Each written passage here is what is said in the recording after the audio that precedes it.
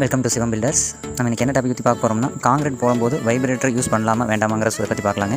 நம்ம சேனல் யாராச்சும் சப்ஸ்கிரைப் பண்ணாமல் பார்த்துருந்தீங்கன்னா சப்ஸ்கிரைப் பண்ணிக்கோங்க. சிவம் பில்டர்ஸ் கோயம்புத்தூர். நம்ம ஆஃபீஸ் லொக்கேஷன் எங்கே இருக்குன்னு பார்த்தீங்கன்னா Coimbatore to Trichy road Pappatti road தாங்க நம்ம ஆஃபீஸ் லொக்கேட் ஆகிருக்குதுங்க. நம்ம பொதுவாக வீடு கட்டும்போது காங்கிரீட் எந்தெந்த இடத்துல போடுவோம்னு பார்த்தீங்கன்னா, ஃபுட்டிங்கில் காங்கிரீட் போடுவாங்க. நெக்ஸ்ட்டு பில்லருக்கு காலம் ரைஸ் பண்ணும்போது காங்கிரீட் போடுவாங்க. நெக்ஸ்ட் பெல்ட் காங்கிரீட் போடுவோம். நெக்ஸ்ட் பார்த்தீங்கன்னா சில் காங்கிரீட் போடுவோம், லிண்டல் காங்கிரீட், அப்புறம் பார்த்தீங்கன்னா ரூஃப் காங்கிரீட் போடுவாங்க. அந்த காங்கிரீட் போடுற இடத்துல எல்லாமே வந்து இந்த வைப்ரேஷன் வந்து ரொம்ப முக்கியமானதுங்க.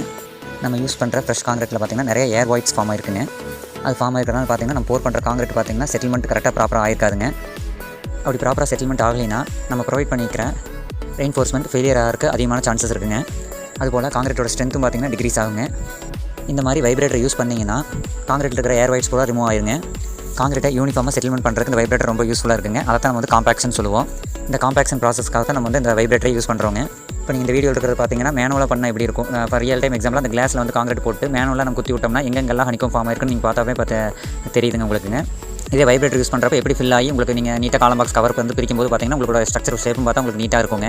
ப்ளஸ் வந்து உங்களுக்கு ஸ்ட்ரென்த் வந்து பார்த்தீங்கன்னா ஹையாக அச்சீவ் ஆயிருக்குங்க. அதுபோல் செட்டில்மெண்ட்டு ப்ராப்பராக நடந்திருக்குங்க. அதுபோல் இன்னொரு முக்கியமான விஷயங்க, 10 செகண்ட்ஸ் மேலே வைப்ரேட்டர் ஒரே இடத்துல வச்சிருக்கூடாதுங்க. அப்படி பண்ணுறதுனால பார்த்தீங்கன்னா காங்கிரீட் செக்ரேட் ஆயிருங்க. ஃபுட்டிங் காங்கிரீட் பொறுத்த வரைக்கும் எந்த பிரச்சனை இல்லைங்க. எவ்வளோ செகண்ட்ஸ் வச்சாலும் பிரச்சனை இல்லைங்க. இது மேல் கொண்டு மேலே வர காலம்க்குலாம் போட்டிங்கன்னா கரெக்டாக 10 செகண்ட்ஸ்க்கு மேலே யூஸ் பண்ணக்கூடாதுங்க. அதை ப்ராப்பராக ஃபாலோ பண்ணுங்கள்.